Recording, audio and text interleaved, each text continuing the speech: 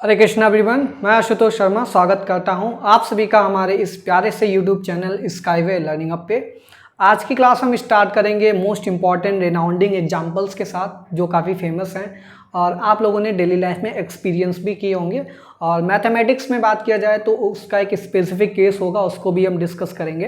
But आज की class start करने से पहले मैं आप सभी लोगों से रिक्वेस्ट करना चाहूँगा, अगर आप लोग हमारे इस चैनल पे नए हैं तो प्लीज़ आप इस चैनल को सब्सक्राइब कर लीजिए और बेल आइकन भी प्रेस कर दीजिए ताकि आपको आने वाले टाइम पे हमारे सारी क्लासेस का नोटिफिकेशन आपको आपके फ़ोन पे मिलता रहे। ठीक है, तो आज हम बात करेंगे एक डेली लाइफ यहाँ पर एग्जाम्पल है। जैसे कि आप लोग टू व्हीलर पे जाते हैं कहीं भी, ठीक है, आप मोटर बाइक पे कहीं जा रहे हैं या फिर कार पे कहीं जा रहे हैं, तो आप लोगों ने देखा होगा सिटी में ट्रैफिक जैम लगता है। ठीक है, ट्रैफिक जैम लगता है, यहाँ पर ट्रैफिक सिग्नल दिया जाता है। ठीक है, तो ट्रैफिक सिग्नल जो होता है, अभी एकदम एज्यूम कीजिए, आप इमेजिन कीजिए आप रोड पे चल रहे हैं। ठीक है, आप हाईवे पे जा रहे हैं, मोटर बाइक पे हैं, कुछ लोग कार पे जा रहे हैं, आप लोगों ने देखा साइड में जा रहे हैं। ठीक है, कुछ लोग यहाँ पे ट्रक लेकर के जा रहे हैं। ठीक है, तो इस तरीके से बहुत ही ट्रांसपोर्ट व्हीकल्स रोड पे चल रहे हैं। अब आप जैसे ही सिटी के अंदर एंटर किए, आपने देखा वहाँ पर एक ट्रैफिक सिग्नल हो गया रेड। ठीक है, ट्रैफिक सिग्नल रेड है, इसका मतलब आप आगे नहीं जा सकते हैं। ठीक है, टाइमिंग होती है, उस टाइमिंग के बाद ही आप उस रोड को क्रॉस कर सकते हैं। ठीक है, अभी टाइमिंग चल रही है। तो सपोज दैट आप जैसे ही ट्रैफिक उसमें एंटर किए सिटी के अंदर और जैसे ही सिग्नल रेड हुआ, तो सबसे आगे वाली जो व्हीकल होगी, चाहे मोटर बाइक हो, चाहे कार हो, या फिर कोई भी ट्रक हो, ठीक है, या फिर कोई बस हो, कोई भी ट्रांसपोर्ट व्हीकल हो, ठीक है, अगर जो सबसे आगे होगा तो वो वहाँ पर जस्ट रुक जाएगा, तुरंत ब्रेक मारेगा, रुकेगा।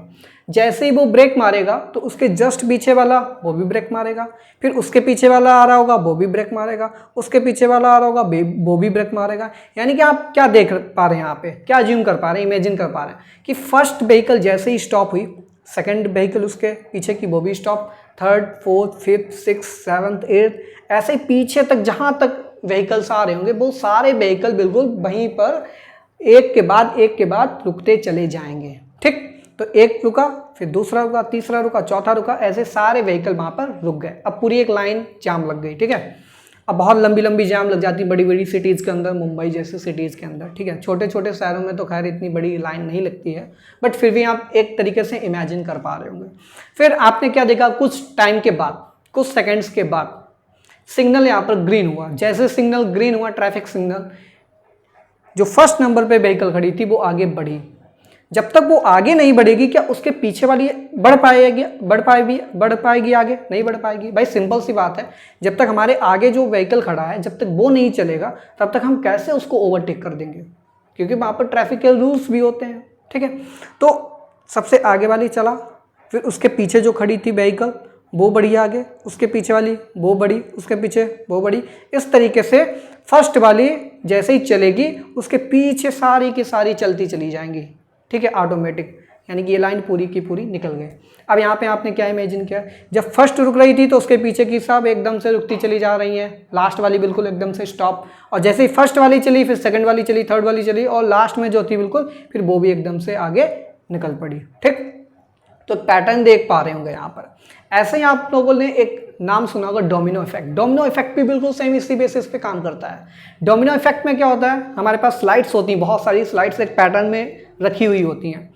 जब तक आप फर्स्ट वाली को डिस्टर्ब नहीं करेंगे तब तक उसके पीछे जितनी लाइन से लगी हैं वो डिस्टर्ब नहीं होंगी। ठीक है, आपने जैसे ही फर्स्ट स्लाइड को डिस्टर्ब किया, फर्स्ट वाली स्लाइड दूसरे के ऊपर गिरी, दूसरी वाली तीसरे के ऊपर, तीसरी वाली चौथे के ऊपर, ऐसे गिरती चली जाएंगी बिल्कुल जहाँ तक एट द एंड होगा। ठीक है, आप फर्स्ट डिस्टर्ब करेंगे बाकी सारी गिरती चली जाएंगी। यानी कि जब तक आप फर्स्ट वाली को नहीं डिस्टर्ब करेंगे तब तक लास्ट वाली भी डिस्टर्ब होकर के नहीं गिरेगी। इसी को बोलते हैं डोमिनो इफेक्ट। डोमिनो इफेक्ट पे बहुत सारी आपने सोशल मीडिया पे भी वीडियोस देखी होंगी। ठीक है, बहुत सारी आती हैं इस टाइम पे, ट्रेंडिंग पे चलती हैं। ठीक है, तो डोमिनो इफेक्ट तो मैथमेटिक्स की लैंग्वेज में हो गया, एक इफेक्ट होता है जहाँ पर फर्स्ट वाली स्लाइड को जब डिस्टर्ब करते हैं तो उसकी नेक्स्ट स्लाइड जो भी रखी होती है वो सारी की सारी डिस्टर्ब होती चली जाती हैं। तो ये बिल्कुल उसी तरह हो गया जैसे कि फर्स्ट व्हीकल रुका, फिर पीछे की सारी व्हीकल रुक गई, या फिर फर्स्ट व्हीकल चला और पीछे की सारी व्हीकल चल पड़ी। अब ये दो एग्जाम्पल्स मैंने क्यों लिए, एक डेली लाइफ का एग्जाम्पल दिया, डोमिनो इफेक्ट का एग्जाम्पल दिया। अब ये दो एग्जाम्पल देने का मेरा मोटिव यही है जिससे आपको बहुत ही अंडरस्टैंडिंग क्लियर हो जाए कि यहाँ पर पैटर्न चल क्या रहा। आई थिंक आप लोगों ने इमेजिन कर लिया होगा यहाँ पर क्या पैटर्न चल रहा है। ठीक है, हम क्या समझाने की कोशिश कर रहे हैं। ठीक है, तो आज का जो चैप्टर है इन्हीं 2 एग्जाम्पल्स के ऊपर बेस्ड है, ठीक, जिसका नाम है मैथमेटिकल इंडक्शन। चलिए अब मैथमेटिक्स की लैंग्वेज में हम कुछ इंपॉर्टेंट यहाँ पर एग्जाम्पल्स लिखेंगे बोर्ड के ऊपर, जो आप लोगों ने जरूर ही क्लास 10th में, क्लास 11th में बहुत अच्छे से पढ़े होंगे और बहुत अच्छे से आपको याद भी हो गए होंगे, ठीक है। कुछ जनरल फार्मूले हैं। देखिए मैं यहाँ पर कुछ एग्जाम्पल्स लिखता हूँ। एग्जाम्पल्स, जैसे कि फर्स्ट एग्जाम्पल की बात करें जिसमें होता है sum of first n natural number, जैसे कि 1 2 3 dot dot dot plus n, ये एन नेचुरल नंबर्स लिखे हैं। इनका अगर समेशन की बात किया जाए तो आप लोग तुरंत बता देंगे सर ये होता है n इंटू एन प्लस 1/2। चलिए बहुत अच्छी बात है। सेकंड नंबर पे आ जाइए। हमने बोला sum of squares of first n natural number, तो इसका मतलब 1 square 2 square 3 square plus dot dot dot dot plus n square. इसका फार्मूला क्या होगा? तो आप लोगों ने बोला सर हमें इसका भी याद है, n into n plus 1, just 1 minute, n into n plus 1, n into n plus 1 और ये 2n प्लस 1 अपॉन में आपने बोल दिया 6 होता है, ठीक। ये भी फार्मूला याद हो गया। नहीं याद है? अब याद आ गया होगा कि हमने ये कुछ इस तरीके से पढ़ रखा होगा। चलिए एक और एग्जाम्पल लेते हैं। हमने बोला आप पता कीजिए sum of cube of first n natural number, तो पहले क्यूब करके अब यहाँ पर लिख देना 1 cube plus 2 cube plus 3 cube plus, आप लोग बोलेंगे सर ये भी फार्मूला पढ़ रखा है हमने, ये भी बहुत ईजी है। क्या है? n इंटू एन प्लस 1 लिख दीजिए अपॉन में 2 और इसका होल स्क्वायर कर दीजिए। चलिए बहुत अच्छी बात है। अब क्लास 10th वाले स्टूडेंट्स बहुत एक्साइटेड होंगे, अरे सर हमने भी एक ज्योमेट्रिक प्रोग्रेशन जीपी करके पढ़ा है, जीपी में भी समेशन हमने पढ़ रखा है, समेशन ऑफ द सीरीज। तो वहाँ पर फर्स्ट टर्म ए है, सेकंड टर्म ए आर है, इसके बाद ए आर स्क्वायर। तो इन सारी टर्म्स को जब हम ऐड करेंगे और लास्ट वाली टर्म क्या होगी? ए आर n-1 हो जाएगी, ठीक है, इस तरीके से। और इसका समेशन क्या होगा? a इंटू आर n-1 और डिनोमिनेटर में क्या हो जाता है? r-1। जीपी में होता है ये समेशन, ठीक है। 4 नंबर हो गया। 4 के बाद यहाँ पर और भी बहुत एग्जाम्पल्स है, बट बेसिकली यही 4 एग्जाम्पल्स लेकर के चलेंगे। अब मैं बोल दूं कि इन एग्जाम्पल्स में आपने स्टेटमेंट लिखे हैं, ये मैथमेटिकल स्टेटमेंट्स लिखे हैं, ठीक है। अब ये ट्रू हैं या फॉल्स? सारे के सारे ट्रू हैं, जनरल एग्जाम्पल्स हैं, जनरल यहाँ पर हमने इंटरप्रेट किए हैं, उसके बाद ही ये फार्मूले निकल के आए हैं।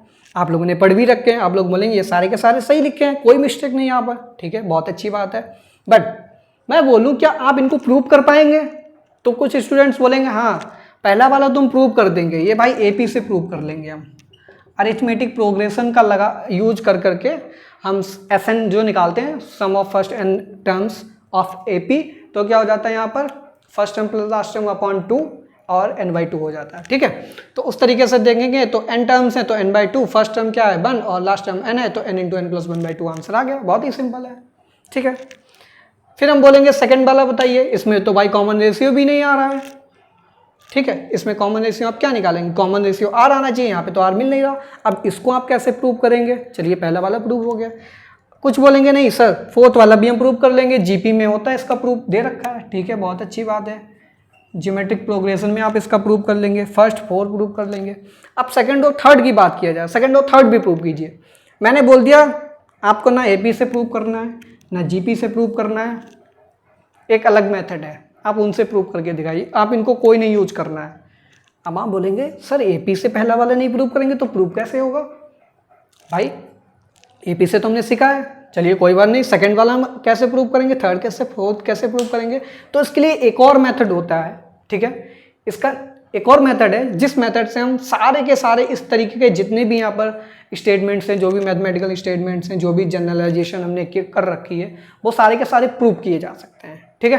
कैसे प्रूव होगा, क्या मेथड है, क्या स्टेप्स लिए जाते हैं, कौन कौन से अजम्पशंस होते हैं, कितने टाइप के मेथड्स होते हैं, ये सारी चीज़ें हम पढ़ेंगे नेक्स्ट क्लास में, ठीक है।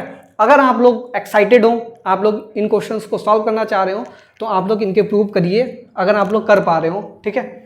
यूजिंग कोई भी मेथड आप लोगों ने क्लास 10th में पढ़ रखा हो, जैसे एपी से, जीपी से, या कुछ भी मेथड लगा करके आप इनको प्रूव करना चाहें तो प्रूव कीजिए।